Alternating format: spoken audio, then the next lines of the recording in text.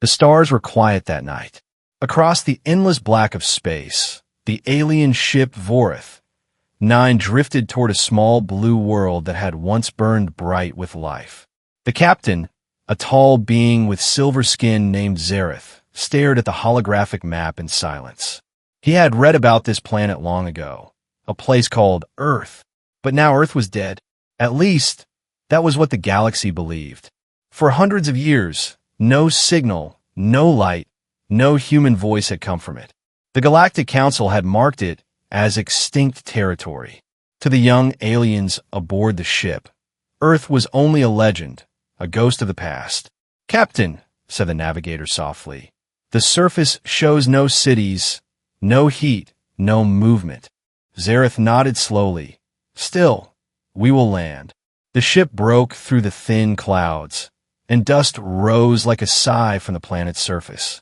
They landed on what was once New York City, now only broken towers and silent streets covered with vines. The crew stepped out carefully, their boots pressing against the cracked stone. "This is where they lived?" one of them whispered, looking around. "Where they ruled," Zareth corrected. He walked slowly past the fallen buildings, touching the walls as if they could still speak. There was a strange energy in the air, something he couldn't explain. Everywhere they looked, they found signs of humans. Old statues, broken machines, a rusted metal sign that read "Humanity will rise again." It made the younger aliens laugh. They were so proud, one said, and yet they destroyed themselves. But Zareth didn't laugh. He felt something here, a presence, a memory that refused to die.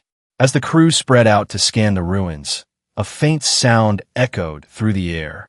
It was low, distant, almost like a heartbeat. "Did you hear that?" asked the navigator. "Probably tectonic movement," said another, but Zareth raised his hand. "No, listen." The sound came again, louder this time. It pulsed through the air like the rhythm of something alive.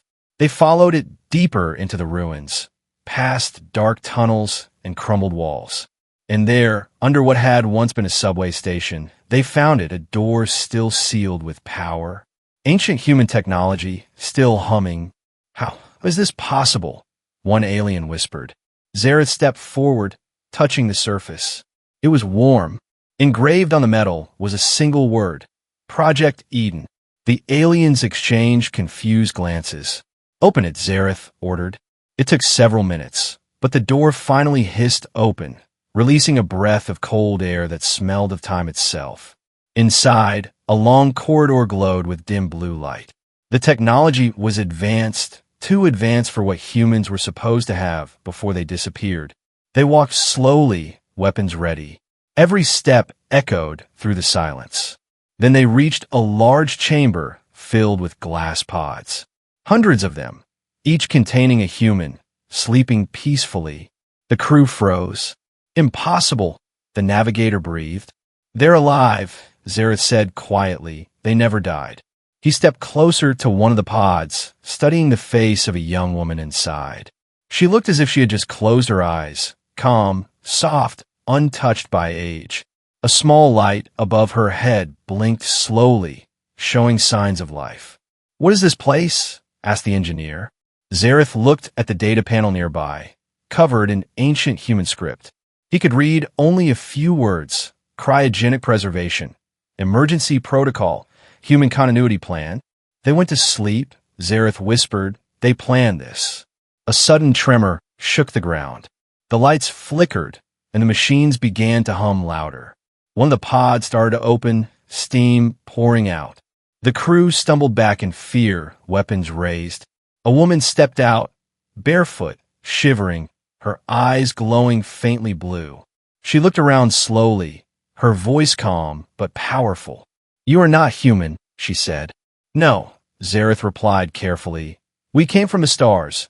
We thought your kind was gone." The woman tilted her head, studying him. "Gone," she said softly. "No. Humanity never left. We only waited." The chamber lights flared bright, revealing thousands of pods lining the walls, more than anyone could count. Zareth realized the truth then. Earth was never empty. It had been sleeping, dreaming, rebuilding in silence. And now, the dream was ending. The woman's eyes met his again. "Tell your galaxy," she said, her voice echoing through the chamber. "Humanity has returned." The ground rumbled again as more pods began to open. Steam filled the room, lights flashing like a heartbeat coming alive. The aliens backed away, fear and awe mixing in their eyes. Zareth felt something deep inside, a mix of guilt and wonder. The galaxy had moved on, forgotten Earth. But Earth had never forgotten itself. As they ran back toward their ship, Zareth turned once more to look at the awakening chamber. He whispered quietly to himself, "They waited for us to come back." And in that moment, he finally understood the message carved on the old sign above the ruins. Humanity will rise again. The air inside the ancient chamber grew heavy as more pods opened. Steam curled through the light like fog, and faint human voices began to echo across the metal walls. Zareth and his crew stepped back, their scanners flashing with impossible readings. "They're not only alive," whispered the engineer, "they're adapting." Blue energy pulsed from the pods, flowing into the walls like veins of light. The humans' bodies glowed faintly, their skin humming with power. It was not just biology, it was technology fused into them. The woman who had first awakened looked at her hands. Her eyes were bright like twin stars. "We dreamed for centuries," she said quietly, while the world healed itself. Her voice carried calm, but something deep and ancient trembled beneath it. Zareth felt his heart tighten. "Who are you?" he asked. "I am Leora," she said, "first of the Keepers, protector of humanity's memory." She turned toward the glowing pods that stretched into the darkness. "These are not just humans," she continued. "They are the seeded, designed to rebuild what was lost." The crew exchanged nervous glances, their claws twitching near their weapons. But Leora's eyes caught Zareth's, and he froze, unable to look away. "You came here thinking Earth was dead," she said, "but Earth was only waiting for you to remember it." The ground trembled softly again, as if the planet itself was listening. Suddenly the ship's comm crackled. "Captain, we're detecting power surges across the planet," shouted the officer above. "Energy readings everywhere. Massive." Zareth looked back at Leora. "What have you done?" he demanded. She smiled gently. "We are waking the world." Outside, the gray sky split with streaks of light. Across the continents, old satellites reactivated, ruins lit up, and underground networks hummed alive. The Earth that seemed silent moments ago now pulsed like a beating heart. The younger aliens panicked. "We should leave," one shouted. "This world is not safe." But Zareth stood still, watching the rebirth of a planet that refused to die. A voice deep inside him whispered that he was witnessing something greater than any empire. Leora walked toward a large terminal glowing beside the chamber. Her fingers traced across it, awakening holograms of human cities floating above her palm. "We preserve knowledge, art, and history in the deep cores of the planet," she said. "We knew the galaxy would come back one day." Her eyes turned toward him. "And we wanted you to see what you forgot." The alien crew's sensors began to overload. Their devices showed energy levels that broke all known scales. "This power," the engineers stammered, "it's beyond what any species could create." Leora nodded. "It is not created, it is remembered." A deep hum filled the air, and from beneath the floor, enormous structures began to rise. Towers of light made from crystal and metal. They pierced through the ruins above like new trees breaking the soil after winter. The aliens could only watch in awe as the dead planet began to rebuild itself. "Captain," a voice screamed through the comm again. "The planet's core is reactivating. It's alive." Zareth whispered to himself. They merged with the planet. He turned to Leora. "Is this your doing?" She smiled softly. "It's humanity's doing. We became one with our home." A thunderous sound echoed as more pods opened, men and women stepping out, each glowing with the same strange light. They looked at the aliens not with fear, but with calm understanding. One of them spoke. "We remember you. Your ships came once before." Zareth felt cold run through his veins. He knew what the man meant. The galaxy's records told of the war, the time when humans fought the Council, when the stars burned red. "We thought you were extinct," he said quietly. "And you wanted us to be," the man replied. "But extinction is not something humans accept." The chamber lights flared once again, and the humans raised their hands together. A wave of soft blue light flowed outward, spreading across the tunnels and reaching up into the sky. Far above, the alien ship trembled as the light touched it. Systems flickered, then stabilized, stronger than before. Zareth realized the energy wasn't attacking, it was repairing. It was helping. Leora looked at him. "We remember mercy, Captain.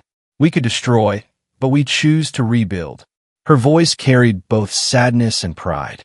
Zareth bowed his head. "I came here to study the past," he said, "but now I think I'm standing in the future." Leora smiled faintly, then learned from it. Outside, the clouds began to clear for the first time in centuries, revealing a sun brighter than any of them had seen. The light fell on broken towers, and they started to shine, repaired by invisible machines. Birds, long gone from the sky, appeared again, holographic at first, then real. Life returned to the dead world. But deep underground, something else stirred, an enormous machine pulsing slowly. Its surface bore a symbol, the human core. Leora turned toward it, her expression unreadable. "The final awakening has begun," she whispered. Zareth took one last look around and knew their mission was no longer exploration. It was witness. He had seen what the galaxy had forgotten. That humanity's silence had never been death. It was preparation. The ship's alarms rang again, energy readings rising beyond comprehension. Leora looked at him one last time. "Tell your people," she said, "the stars are not yours alone anymore." And as light flooded the chamber and Earth's heartbeat echoed across the cosmos, Zareth understood the truth. Humanity had not only survived, they had become something greater, far across the galaxy, beyond the rings of the Trine system. The Galactic Council gathered in its great hall. 100 alien races stood in silence, watching a trembling hologram projected above the center chamber. It was a live transmission from the deep exploration vessel Vorith 9, the ship that had gone to investigate the dead planet called Earth. Static buzzed for a moment. Then Zareth's face appeared, pale, eyes wide, voice shaking. "Council command," he said. "Earth is not dead." The room erupted into noise. The council speaker, a massive insectoid being named Vorkel, slammed his claws against the floor. "Impossible," he hissed. "Humanity vanished 1,000 years ago. Their world burned." Zareth's image flickered, then cleared. "Then explain this," he said, turning his camera toward the scene behind him. Billions watched in disbelief. Across the surface of Earth, vast networks of glowing structures were rising from the ruins. Cities made of living metal, forests turning to energy, and lights stretching into orbit like golden veins. A voice echoed faintly through the feed, soft but strong. "This is Leora of Earth. To the galaxy who left us behind, humanity has awakened." Her voice sent silence through the council hall. For a moment, no one spoke. Then chaos began. "They're back," someone shouted. "It's a trick," yelled another. "No species returned from extinction." But deep down, every elder in that room remembered. They remembered the human wars, when small, fragile humans had defied entire empires, when their ships, made of iron and courage, had stood against fleets of hundreds, and when their last message before disappearing had been simple: "We'll be back when the stars forget us." Now, that promise had been kept. Zareth's transmission continued. "They are not as they were," he said quietly. "They have merged with their planet. They control it as one mind, one heart. They don't seek war yet." Vorkael leaned forward, his mandibles clicking nervously. "What do they want?" he demanded. Zareth hesitated. "They didn't say, but they told me to tell you. The stars are not yours alone anymore. Those words froze the chamber. The council immediately called for an emergency order. Activate Observation Protocol Sigma 9. Vorkael commanded, no ship approaches Earth. Not until we understand what they are. Meanwhile, on Earth, the awakening continued. From the ruins of old continents, humans stepped out of the ground, rising from hidden chambers buried deep beneath cities, mountains, and oceans. Each one carried memories of the old world and knowledge far beyond what any alien empire could imagine. The planet itself had become their ally. Nature and technology fused perfectly together. Leora stood upon the remains of an ancient tower, wind flowing through her hair. "Are the council watching?" she asked. "Yes," replied a young man beside her, his eyes glowing blue. "They fear us already." "Good," she whispered. "Let them remember why." She turned her gaze toward the sky, where a faint shimmer showed the orbiting alien ships retreating. "Do not chase them," she ordered. "Fear is enough for now." Beneath the surface, deep in the glowing heart of Earth, the human core pulsed with slow, steady rhythm. Inside it, vast databanks awakened, old AI constructs human-made centuries ago. One of them, calling itself Soul Archive, spoke in a calm, digital voice. "Leora, the system restoration is at 42%. Global network alignment in progress." She nodded. "Begin transmission." All across the galaxy, communications channels suddenly froze. Every device, military, civilian, or personal, displayed the same image. The symbol of Earth, a glowing circle with two wings of light. And then Leora's voice filled the stars. "To the races of the galaxy," she said, "you believed humanity was gone. You called us extinct. You built your empires on the silence we left behind." Her voice grew sharper, but humanity was never gone. We slept. We watched. We learned. The aliens listening across the galaxy shivered as the message continued. "Do not send fleets. Do not come to study us. Earth belongs to no empire. We are not your past. We are your future." The signal ended abruptly, leaving half the galaxy in stunned silence. On the council floor, Vorkael's claws trembled. "They've declared independence," he said in disbelief. "But from what? No one rules Earth." An old reptilian scholar whispered, "They don't mean political independence. They mean evolutionary independence." Zareth, still aboard Vorith 9, watched the growing light of the planet beneath him. His crew looked terrified. "Captain, if they control energy at this scale, they could wipe out systems," the navigator said. Zareth nodded slowly. "Yes, but they haven't. That's what scares me more." Outside, the Earth's atmosphere glowed like a living sun. In the shadows of space, hundreds of dormant human ships, ancient war vessels once buried beneath the oceans, began to rise into orbit. Their engines burned with blue fire, their hulls marked with words lost to time. Unity Fleet, Titan Class, Black Armada. Leora looked up as the ships emerged. "Not for war," she said, "but for memory." Still, deep inside, she knew the galaxy would not stay silent for long. In the far distance, across the Council's border worlds, military fleets began to move. Commanders whispered of containment operations. Scientists spoke of new weapons, but none of them truly understood. Humanity was not rebuilding for revenge. They were rebuilding for destiny. And in the quiet of the reborn planet, the human core whispered to Leora, "The stars will come for you again." She smiled faintly. "Then we'll remind them who taught them to reach the stars." The sky pulsed once more, Earth shining like a second sun in the void. And across the galaxy, every living being, from the smallest world to the mightiest empire, felt it. A single thought echoing through the cosmic dark. Humanity has returned. The Galactic Council sat in darkness. No banners, no music, no open channels, only whispers. The great hall that once echoed with pride now felt like a tomb. In the center hovered a hollow map of Earth, glowing like a living sun, impossible to ignore. Vorkel, the speaker, turned to his generals. Their message has spread to every system. He hissed, they are not only alive, they are calling others to remember them. The generals shifted uneasily. We cannot attack openly, one said. The people still believe humanity to be legend. If we destroy them now, we will become monsters in our own history. Vorkel's eyes narrowed. Then we will not destroy them. We will study them first. He turned toward the shadows behind him. From the dark stepped a tall alien wearing black armor with no insignia. This is Commander Reth, said Vorkel, leader of Shadow Division. He will go to Earth unseen. Reth bowed, his voice cold. I will bring back what they are hiding.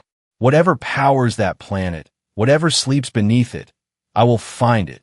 3 weeks later, a small stealth vessel entered Earth's orbit under silent mode. The ship was invisible to most sensors, but not to the planet itself. As soon as they crossed the upper atmosphere, the crew felt it. A pulse, gentle but aware, like the planet was watching. Sir, something scanning us, whispered the pilot. Keep going, Reth ordered, his voice calm.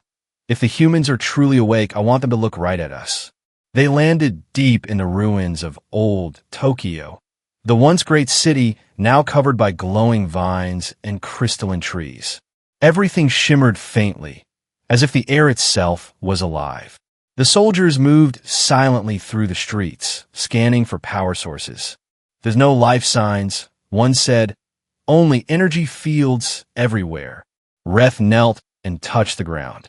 It pulsed under his hand, slow, rhythmic like a heartbeat. He frowned. This planet breathes. They followed the readings to a collapsed subway tunnel. At the end stood a sealed metal door, ancient, covered in human symbols. The scanner blinked red. Captain, it's coded to genetic access only, human DNA. Then we force it, Reth said, raising his plasma blade. The door did not open. Instead, the entire tunnel lit up with golden light. A voice echoed through the air, calm, female, and ancient. Unauthorized access detected.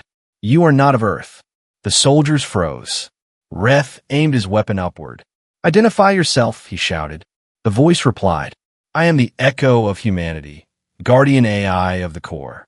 Before they could react, the floor shifted. Panels opened, and drones rose silently from the walls, their surfaces glowing with blue fire. Retreat, shouted the pilot, but Reth held his ground. Stand down, he commanded. We are not your enemies. The drones paused, hovering like predators waiting to strike. Then the voice spoke again, softer this time. All who enter without invitation must be tested. The lights turned red. Suddenly, images filled their minds. Memories that were not theirs. Wars, sacrifices, laughter, children reaching for stars. They saw human history in seconds. The pain, the pride, the hope. Reth fell to his knees, gasping. What is this? The voice answered. This is what you forgot. This is why we survived. The energy vanished and the drones powered down. When Reth opened his eyes again, he found himself alone. His soldiers were gone. Only silence remained. Where are my men? He shouted. Return to the place they came from, said the voice. They could not carry the weight of memory.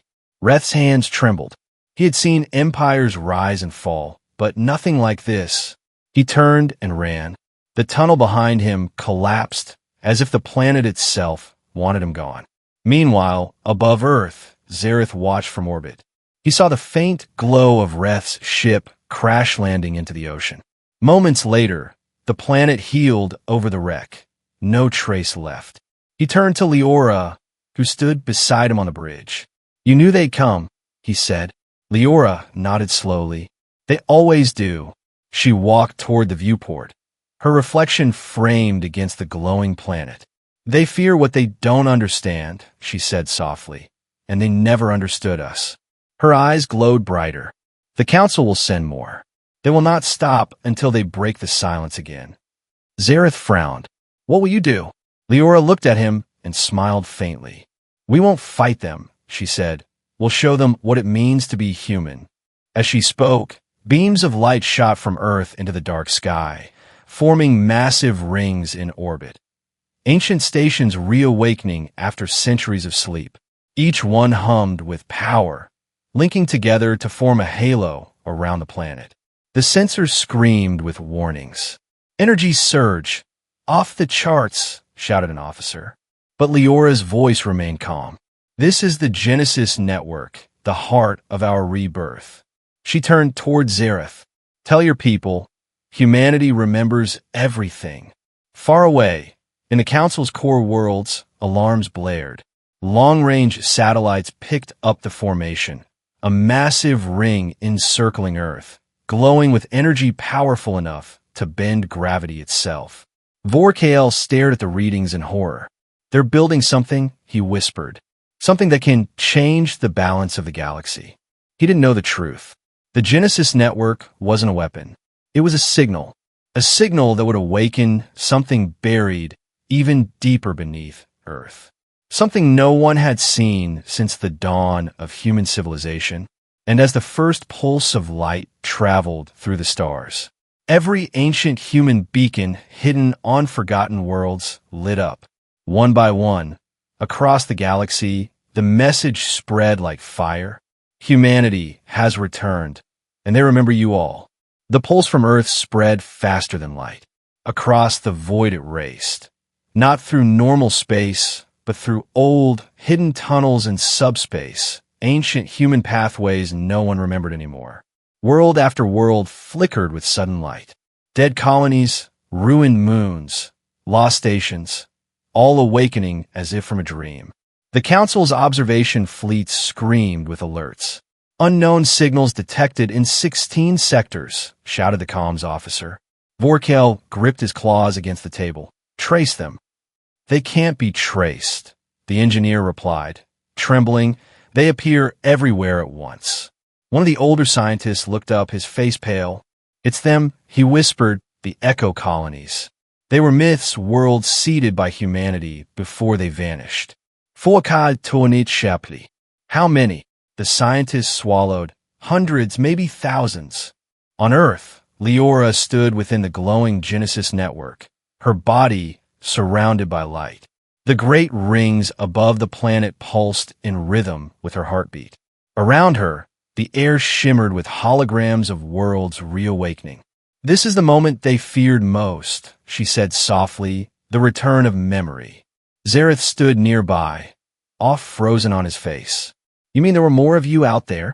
Leora nodded. Before the silence, we scattered across the stars. Some to hide, some to learn, some to wait. Her eyes flickered with sadness. "Those who slept will now hear the call." She turned toward the hologram of a planet surrounded by red dust. "That one," she said, pointing, "is Arevos 9, the Forge world. The Council tried to destroy it long ago, but they failed." Zareth looked confused. "Why?" Leora smiled faintly. "Because humanity never builds anything it doesn't expect to rebuild again." Far away, on Arevos 9, buried beneath miles of metal and ash, the ground began to tremble. Old machines the size of mountains roared back to life. And deep below, in a chamber of glass and steel, a single figure awoke. He opened his eyes, glowing gold instead of blue. "Signal received," he said softly, his voice calm and human, yet resonant like thunder. He looked at the burning sky above. "After all this time, she called us." This was Commander Jalen, last general of the old human fleet, now reborn through the core protocols. He reached out his hand, and the city responded. Towers rose, engines ignited, and ships buried for centuries broke through the dust. The first fleet of humanity, the Arevos Vanguard, took to the stars once more. Their signal was simple and ancient. For Earth, for all humankind. Back on Earth, Zareth's ship detected the surge. "Thousands of human ships just jumped into space," said his officer, eyes wide. "They're responding to your signal," Zareth said to Leora. She nodded slowly, her voice soft but strong. "The galaxy thought humanity vanished. It never understood we became the storm." Suddenly, alarms rang out. The Genesis network's glow dimmed. Something's interfering, shouted a technician. Leora's face hardened. The Council. High above, massive Council dreadnoughts appeared in orbit. Ships of war larger than mountains. They didn't send a message. They didn't warn. They fired.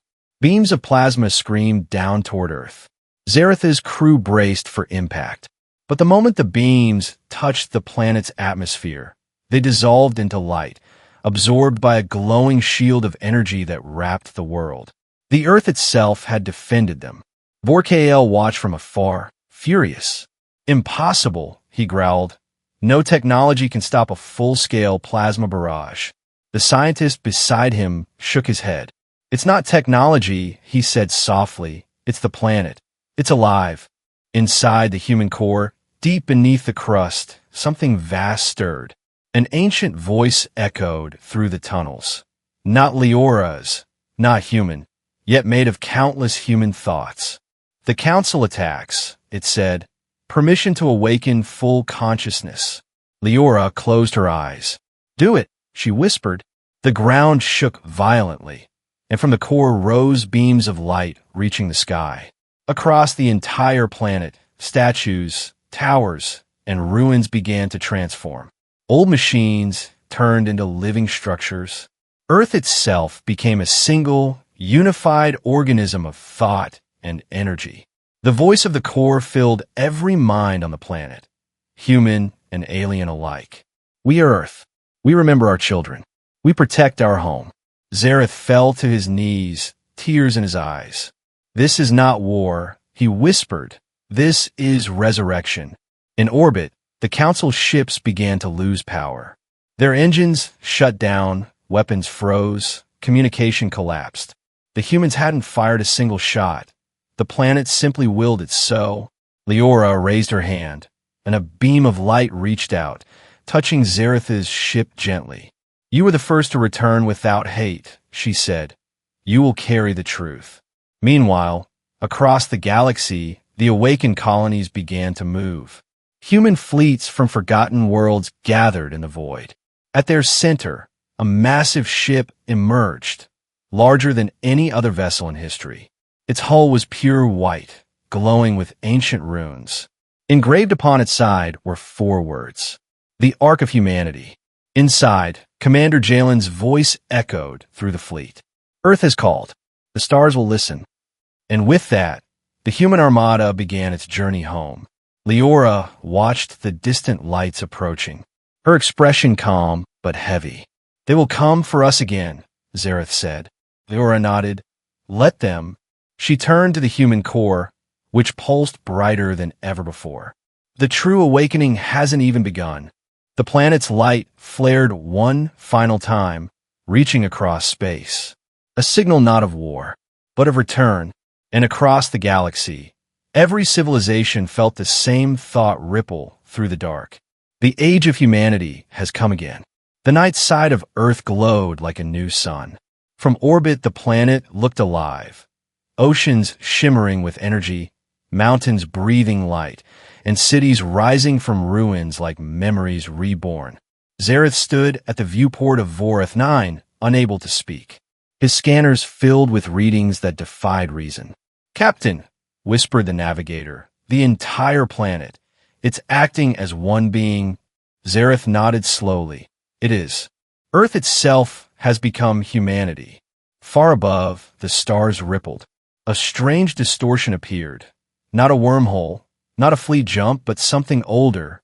A colossal vessel emerged from the distortion, dwarfing even the Council's dreadnoughts. White as starlight, curved like wings, it moved without engines or flame.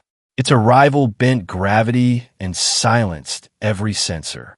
The Council fleets turned all weapons toward it. Vorkael's voice thundered through command channels. Fire before it reaches orbit. But the weapons refused, systems frozen. Every alien ship felt the same thing. A presence inside their minds, gentle yet infinite. Then a human voice filled every comm channel, clear and calm. I am Commander Jalen of the Ark of Humanity. We're not here for war. We are here to finish what was begun. Leora looked up from Earth, eyes glowing like blue fire. They answer the call, she whispered. The human core pulsed beneath her feet. He carries the memories of the first generation, it said, and the power to awaken the last. Inside the ark, Jalen stood before a vast chamber of light. Thousands of human souls, digitized consciousness stored for centuries, floated around him like constellations. Each one whispered, each one remembered. When he spoke, his voice carried their weight. For 1,000 years, they forgot us, he said. Now they will remember. He raised his hand, and the ark responded. Beams of golden light connected with Earth's Genesis network. Across the galaxy, human colonies synchronized. Every world once touched by humanity awoke and sang the same signal. A single phrase echoing across the void. We endure. The council fleets tried to retreat, but the void itself began to shimmer. Dozens of wormholes opened around them, not created by ships, but by will. From those portals emerged the fleets of the Echo colonies. Old, scarred ships flying under one banner, the banner of Earth. Foucault vetchet in panic. Stop them. They'll surround us. His officers shouted. Our drives are offline. We can't move. The council's strongest force, paralyzed by something they couldn't understand. Then Leora's voice came through the open channel, calm but thunderous. You call us dangerous because we remember, but memory is not a weapon. It is warning. The earth beneath her roared, lightning climbing the sky like veins of fire. We offered peace once before, and you answer with fear. Do not make the same mistake again. The core's voice joined hers, deeper, older, filled with every human emotion ever lived. We are the sum of every life that ever walked this soil. We are not gods. We are what the stars made possible. On the council flagship, silence filled the bridge. For the first time in galactic history, the most powerful empire had no answer. Vorkael's voice trembled. What do you want from us? Leora's image appeared before him. Not a threat, but a light. We want nothing, she said softly, except truth. We are not coming to rule. We are coming to remind. Remind. Foucault visperet. That everything you are came from us. She raised her hand, and a holographic projection filled the council chamber. It showed the past. Ancient humans teaching alien species the foundations of science, language, and travel. When humanity fell silent, the galaxy forgot who taught them to reach the stars. Foucault starret in disbelief. It can't be. You created the council? Leora nodded gently. We built it to unite the stars, and you used it to forget. On Earth, the core's energy reached its final phase. Synchronization complete, it said, all colonies connected. Initiate restoration sequence. Leora looked to the sky. Yes, she whispered, let the galaxy see. The entire planet exploded with light. But it was not destruction, it was revelation. Every human city, every ruin, every lost archive reappeared as it once was. For one breathtaking moment, the galaxy saw Earth as it had been, green, whole, alive. And then the light spread outward. Not fire, not energy, memory. It flowed through ships, through species, through time. Every being who saw it felt fragments of humanity. A mother's laugh, a soldier's last hope, a child's dream to touch the stars. Zareth fell to his knees, tears in his eyes. I remember, he whispered, I remember the stories my ancestors told, the ones we called myths. Leora smiled faintly. They weren't myths. They were us. When the light faded, the council's ships stood still. No battle, no orders, only silence.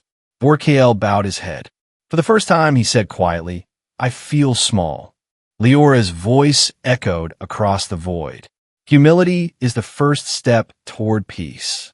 The core pulsed brighter than ever. Phase 1 complete, it said. Phase 2, integration. Above Earth, the Ark opened its wings, releasing smaller ships. Vessels of light meant not for war, but for restoration. They scattered into the stars, each heading toward a broken world to heal it. Jalen's final message spread across the galaxy. Humanity has returned not to conquer, but to rebuild. The silence ends here. The stars themselves seem to shimmer as if listening. And in that endless sky, Leora turned to Zareth and said softly, "This was never our revenge. It was our homecoming." The Earth glowed one last time, calm and alive. The galaxy, reborn, whispered back the only truth it now understood. Humanity was never truly gone. They had simply become something greater, something eternal. The galaxy drifted in rare stillness. After the blinding pulse of Earth's resurrection, even the Council's war fleets floated motionless, their crews staring at the blue world that now shone brighter than any star. Every sensor hummed with silence. Every mind felt the weight of what had just happened. Zareth stood on the bridge of Vorith, 9, the air thick with awe. He looked down at the planet and whispered, "So this is what the end of fear looks like." Behind him, Leora appeared in a soft halo of light, her presence calm, almost human. "The beginning," she said, "not the end." Her voice was no longer just hers. It carried layers, thousands of voices speaking in harmony, the chorus of all who had lived. Deep beneath the surface, the human core entered its final phase.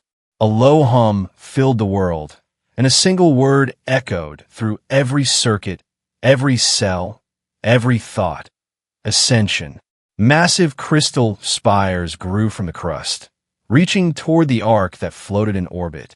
Energy flowed between them like rivers of gold, connecting Earth and the heavens. Commander Jalen stood on the ark's command deck, eyes reflecting the storm of light. He raised his hand to the holographic display and spoke. "Activate the continuum." The ark and the core synchronized, and a colossal sphere of energy surrounded the planet.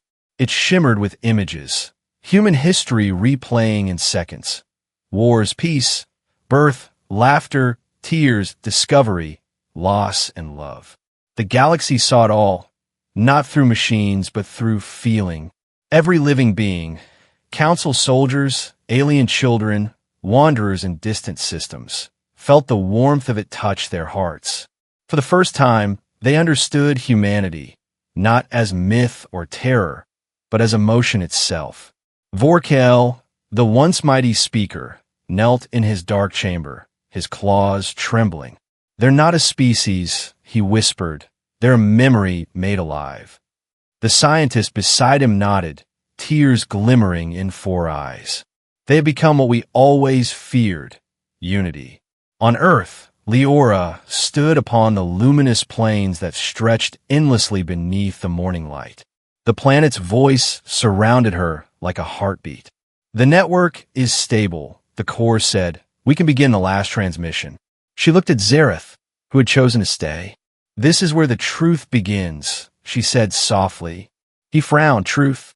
"That we were never trying to dominate the stars," she replied. "We were trying to free them." She turned to the rising sun. "For ages, the galaxy has lived inside cages of control.